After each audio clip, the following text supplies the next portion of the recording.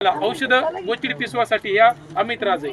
या अमित्राज 4 ml एका litre मध्ये घ्यायचं, असं पुरा अंगाला घासायचं, गोचिड पिसवा जातात.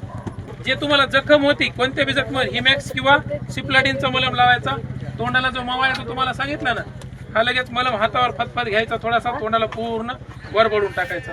हे सिप्लाडिनचं पावडर असते. हे असं पावडर हे केलं टाकलं की लगेच तुम्हाला ती जखम राहते.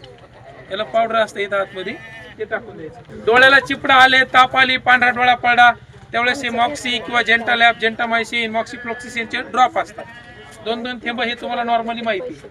शेळ्याची तब्येत हे वयनं झाली, रक्त थोडंसं पातळ झालं असं वाटतं, त्यावेळेस काही टॉनिक असतात, जसं की 3D रेड आहे, त्याच्यानंतर मल्टीस्टार आहे. हे टॉनिक तुम्हाला मार्केटमध्ये उपलब्ध होतात, हे द्यायचे.